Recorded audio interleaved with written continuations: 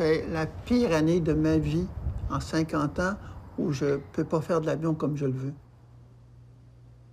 En général, j'ai une vingtaine de journées où les conditions sont impeccables. Pas de vent, pas de haze, de voile atmosphérique, pas de smog, pas de turbulence. C'est très rare. Et quand j'en ai, j'en profite. Alors, je dois faire à peu près une vingtaine de vols par année qui me permettent d'augmenter ma base de données. Et dans ce cas-ci, ça augure pas très bien pour Shefferville. C'est un des pires endroits au Québec où aller. Il fait toujours mauvais. C'est un endroit, on dirait que la mauvaise dépression s'est installée au-dessus de Shefferville, il ne bouge pas. C'est très, très, très difficile de s'y rendre. En plus, il n'y a pas de route. Il faut y aller en avion. Les petits Cessna, c'est très long. Ça prend des conditions absolument incroyables pour pouvoir y aller. Et j'en ai connu 2 ou 3 fois au cours de ma carrière des conditions aussi exceptionnelles pour pouvoir m'y rendre. Ce qui me vient à la tête lorsqu'on parle de Shefferville, c'est beauté toxique.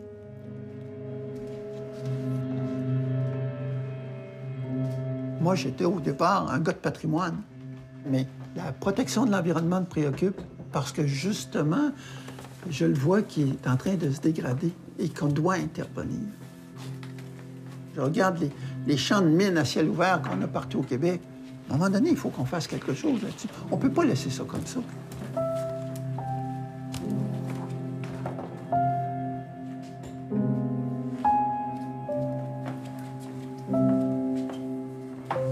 Shefferville, pour moi, c'est la marque la plus flagrante du non-intérêt des compagnies minières pour leur territoire. On est absolument estomaqué de voir l'ampleur des dégâts qui sont créés autour de cette ville-là.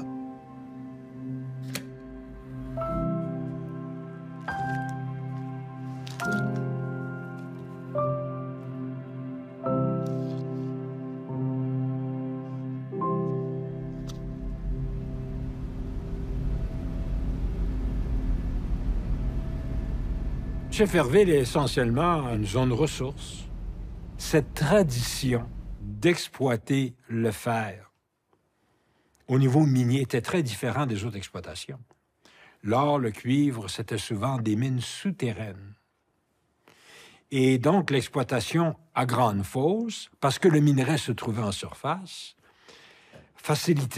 justifiait la destruction du territoire. Donc, les cicatrices qu'on voit à Shefferville, à Fermont, est une suite logique d'appropriation d'un territoire et ce qu'on laisse, c'est la désolation. Les multinationales voient le Québec de plus en plus comme un trou, un gros trou.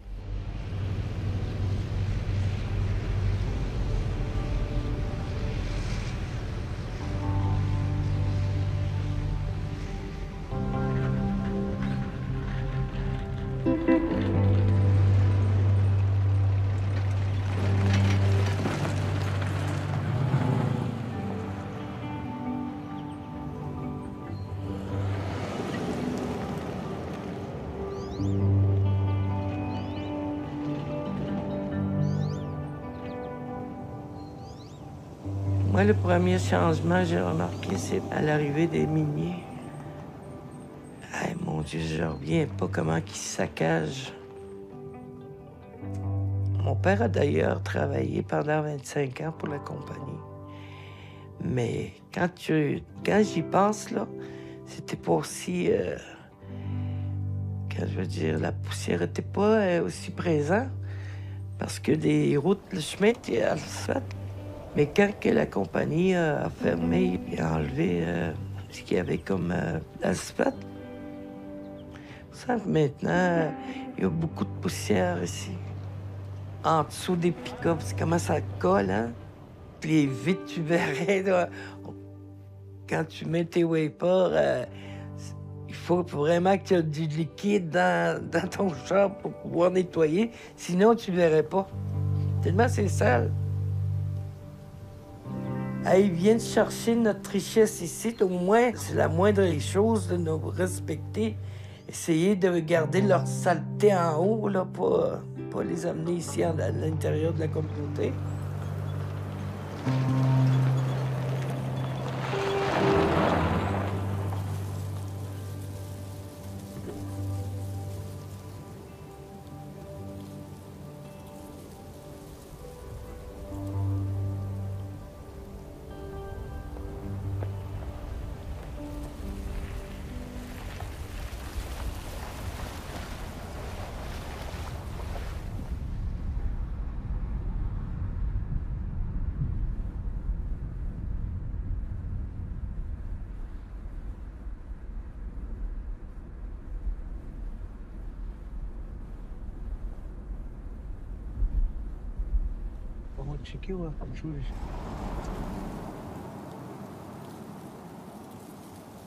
Ça, c'est une compagnie qui est partie, ça fait 40 ans, 45 ans à peu près. C'est tout ça qui nous a laissé, ça, là. C'est tout des sédiments, des waste dump qu'ils appellent, ouais. Puis il y en a plein là-bas. Il y a sûrement un moyen de faire un peu mieux que ça, là. C'est sûr, il y a un moyen. Mais c'est ça, là, c'est tout le temps ça. Il ne veut pas en mettre. Tu sais, il veut juste du profit.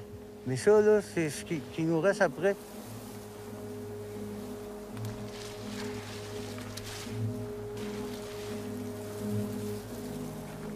Les communautés autochtones dans les projets qu'on a faits dans cette région-là sont au cœur de toutes nos démarches. On leur demande où devrait-on aller, quels sont les lacs qui vous préoccupent, quels sont les environnements qui vous préoccupent, quelles sont les questions qui vous préoccupent. Après, on travaille avec eux pour aller sur le terrain. On trouve des partenaires. Par exemple, Conrad, qui est un porte-parole important pour sa communauté, parce que c'est un gardien du territoire, il nous pose des questions. Est-ce que je peux manger mon poisson? Est-ce qu'il va y avoir encore du poisson dans une génération ou 2 générations? Donc, ils veulent connaître un autre avis que celui qu'ils ont à partir de leurs observations sur le terrain.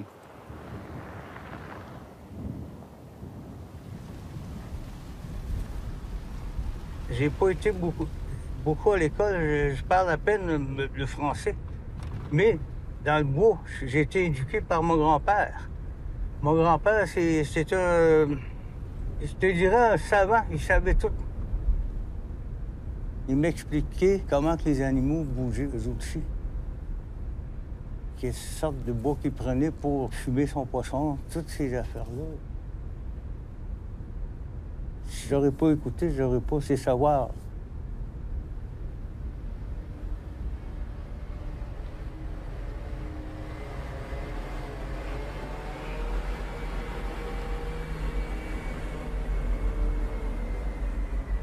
L'exploitation minière actuellement par des grandes fosses, par le mouvement massif de minerais, par le fait que les bassins de rétention ne retiennent pas grand-chose, et les routes où passent ces immenses camions, tout ça, ça brasse des poussières importantes. De plus, la méthode extractive par sautage envoie des nuages de poussière qui montent des fois jusqu'à 100-200 mètres, dépendant des vents.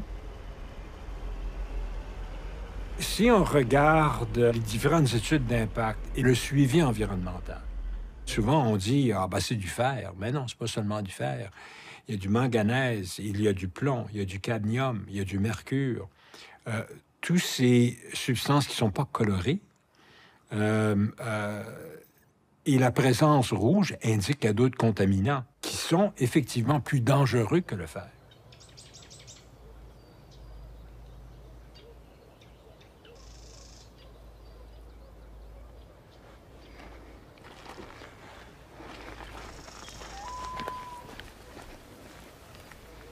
تقولوا دي كالودمات تسعون هتنا هوني جدا كانوا سندان بيكت نقول موجودين تاني تبع من وادين دو سندان depuis Redmond. J'ai choisi les lacs les plus proches des mines. Tout de suite, j'ai pris des photos que l'eau, la rivière était toute rouge, puis ça se déversait vers ici, dans ce lac-là. Il y a de la belle truite ici, du bon poisson.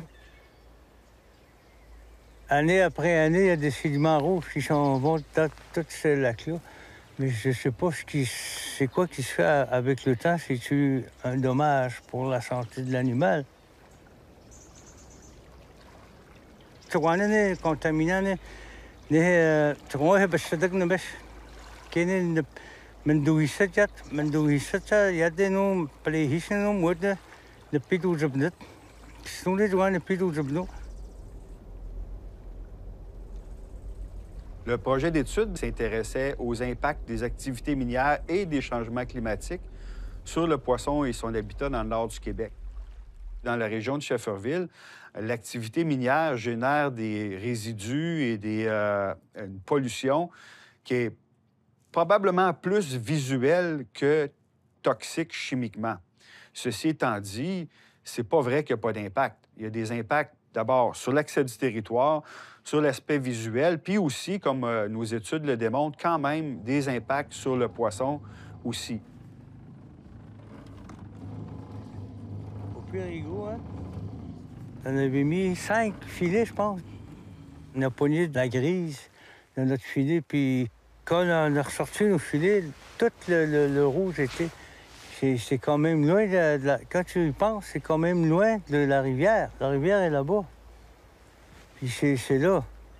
Donc, si tu y penses bien, tous les résidus qui sortent ici, ça va loin. Ça va loin. Jusqu'à où, je sais pas.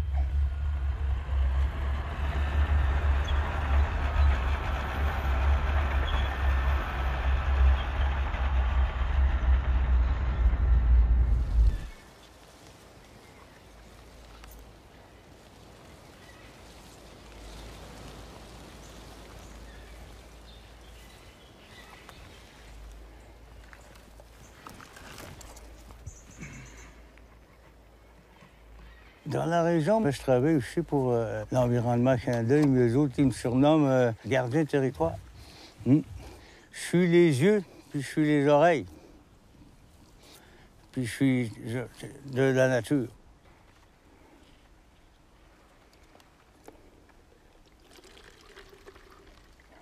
Je prends beaucoup de photos partout où je passe. Quand je vois des choses que j'aime pas, là, ça appartient à la ville, je m'en vais direct à la ville. Je m'en vais les alerter, là. Il y a des affaires qui se passent que j'aime pas.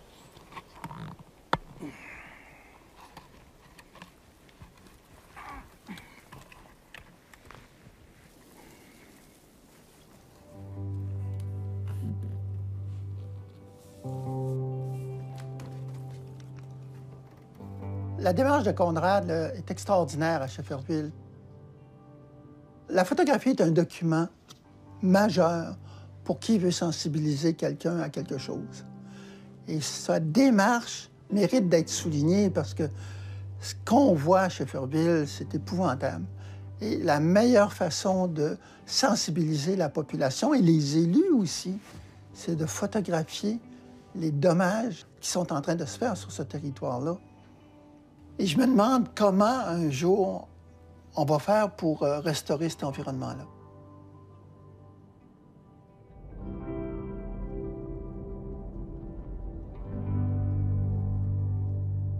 Le lac Deneau, justement, ça, c'est un lac où les activités minières à proximité sont arrêtées depuis plusieurs décennies. Mais il y a des résidus miniers qui touchent le lac.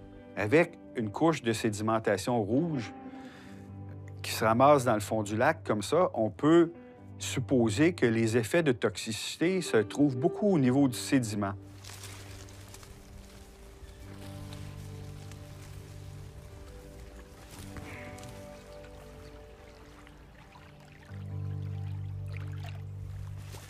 C'est de suite qu'on a échantillonné avec INRS. À cause de ce qu'on voit là-bas, là, ça a été déversé quasiment directement dans le lac.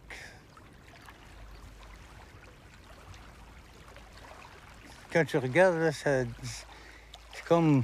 Tu hésites déjà à les pêcher là, ce que tu vois. C'est déjà... Même un jeune, je pense, pour lui dirait la même chose.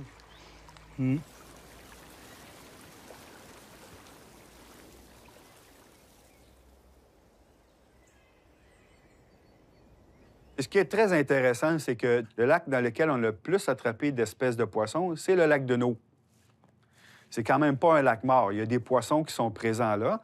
Et puis, donc, ça veut dire que le lac n'est pas une soupe toxique mortelle pour les poissons, sinon on ne trouverait rien. Maintenant, beaucoup de ces poissons-là se fient sur le fond pour s'alimenter. Ils mangent des invertébrés. Quand on a commencé à regarder la santé des poissons, là, quand on les compare, par exemple, aux poissons du lac Perroche, qui est un lac contrôle, on peut vraiment voir que les poissons du lac de Neau sont plus minces, sont plus petits, ils grandissent moins vite. Pour le même âge, ils sont plus petits. Donc ça veut certainement dire que les poissons n'ont pas un environnement idéal. On a remarqué des dommages à l'ADN un peu plus élevés chez les poissons qui étaient dans le lac de Neau, associés avec les métaux comme le manganèse et le sélénium.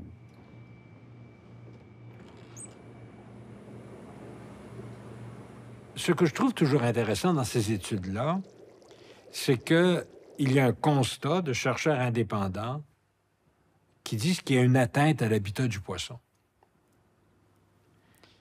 En vertu de la loi des pêches, une atteinte à l'habitat du poisson est illégale.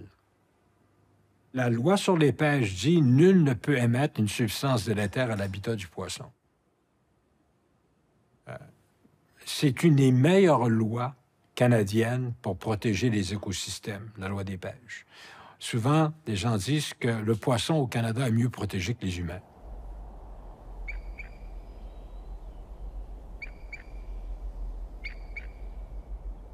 On est rendu dans la baie James, à cause de la contamination du mercure, de payer pour que des pêcheurs crient aillent dans des lacs non contaminés par hydravion.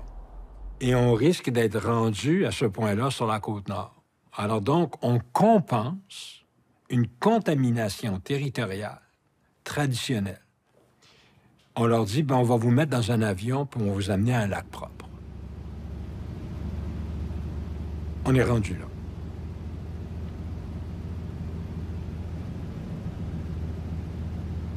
Les animaux, c'est ceux autres qui nous ont fait vivre plus tard. Une fois que tout ça, ça va être détruit, une fois qu'ils vont tous partir avec, c'est quoi qui va nous rester? Ça va être nos animaux encore. C'est ça notre richesse, nous autres. C'est ça ma richesse, moi. Moi, là, c'est ça.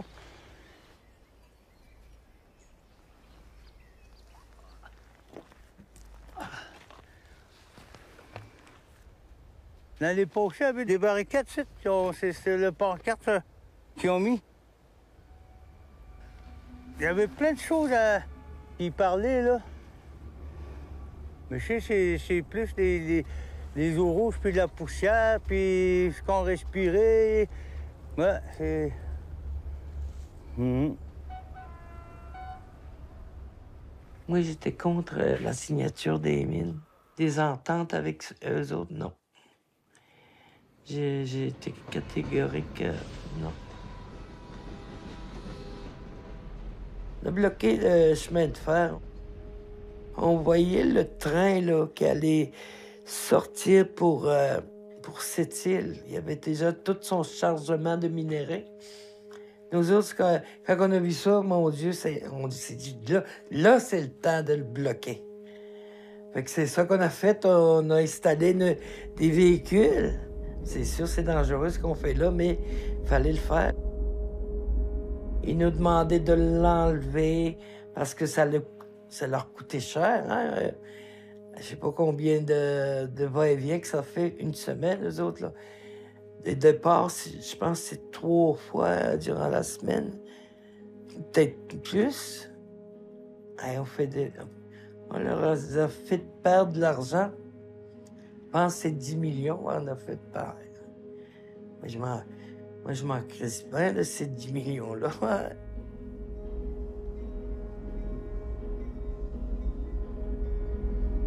Parce que, comme un des participants disait les animaux sont pas capables de s'exprimer, qui dit. Nous, on est là pour parler pour eux autres. C'est ça qui est arrivé. C'est pas la première fois que je fais du blocage à cause de la minière. Toujours en essayant de négocier du mieux de nos connaissances pour l'environnement surtout. Hein. On avait énuméré ce qu'on voulait. Il n'y a rien qui s'est fait. On s'est fait mentir. Je vais quand même continuer à les écrire. Tête dure, moi, là, je suis une tête dure. Si je peux me permettre de continuer à me battre pour ça, là, je vais le faire.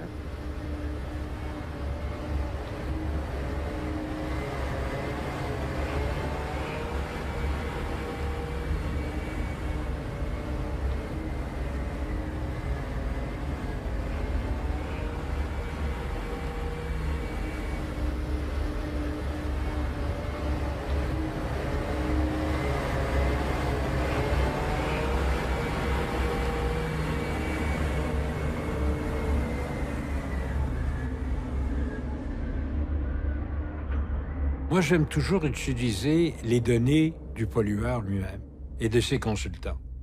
On est rendu où les pollueurs polluent, déclarent leur pollution, puis sont obligés de le faire, mais il n'y a aucune conséquence. Alors, c'est l'impunité. Alors, le gouvernement dit merci, très bon rapport, c'est bien écrit, des beaux tableaux, des belles cartes, merci beaucoup. La punition doit amener une dissuasion. Si la punition est un permis de polluer, bien, la compagnie rend ça dans sa ligne de dépenses, puis dit, je vais continuer mes opérations, je vais payer des amendes, c'est correct, envoyez-moi la facture.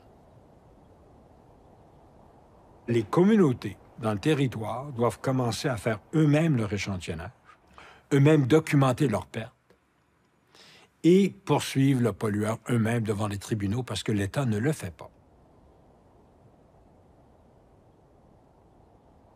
Pour que ça marche, pour que ça puisse marcher, vraiment, il faut que tout le monde se comprenne vers où qu'on s'en va. Pas atterrir ici puis nous dire, c'est ça, on va faire ça de même.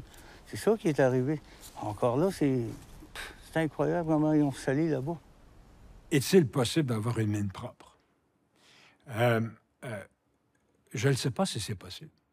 Parce qu'on n'a jamais tenté de le faire. De un, parce que les ententes sont secrètes. Donc, il faudrait rendre publiques les ententes et exiger que quand l'État investit dans une mine, qu'il y a des clauses d'éco-conditionnalité pour limiter l'impact de la mine sur le territoire et sur la santé et sur l'environnement.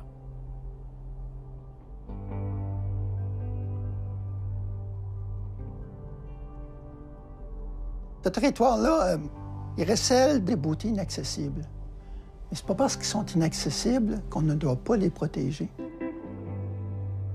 Quand on pense que les embouchures de nos rivières sur la Basse-Côte-Nord font entre 5 et 6 kilomètres de large,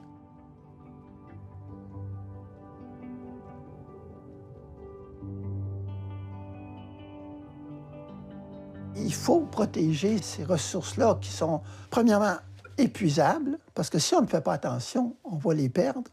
Et puis ce sont des trésors à nous, un trésor québécois. Puis je dirais même pas québécois, je dirais que c'est des trésors mondiaux. Ça fait partie du patrimoine de l'humanité, ça. Et ça, c'est important, ça. On a des responsabilités par rapport à la protection de ce patrimoine-là, comme peuple, mais comme membre de l'humanité, comme témoin de l'humanité.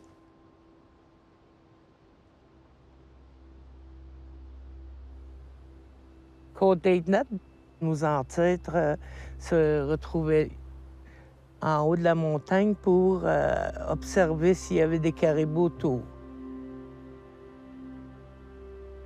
Ça représente quand même quelque chose, cette montagne-là, parce qu'elle est sacrée.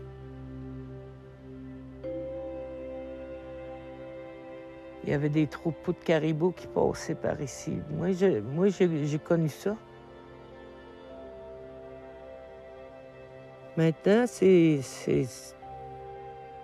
ça a l'air d'une planète Mars. Je trouve pas le mot, hein? C'est désolant.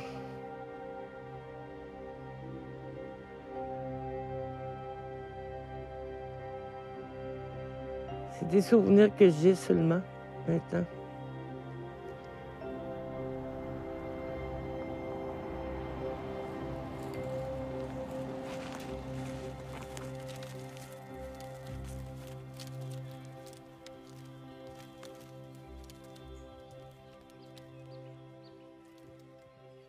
Ici, c'est là qu'on débarquait du chemin pour aller dans ce lac-là, pour aller dans nos territoires. Mon grand-père puis moi, on passait souvent là. Et ça me rappelle beaucoup, à chaque fois quand je passe, ça me rappelle beaucoup de mon grand-père. On voit la noirceur qui s'en vient, puis quand c'est de même, c'est comme l'humidité, ça monte, puis ça sent le sol, ça rentre. Des fois, je m'en vais exprès, juste pour sentir juste pour me rafraîchir la mémoire, on dirait, ça vient me rechercher en dedans. Dans ma jeunesse, là, c'est quoi j'ai senti de ma jeunesse? Puis ça vient me rechercher, ça me donne des visions de voir que mes parents sont debout là, mes tantes, tu sais, sont déjà morts. Puis ça vient me rechercher. Je pense beaucoup à eux. Ça vient me... Il y a beaucoup de... Ça vient me toucher beaucoup. C'est juste l'odeur, là, c'est incroyable.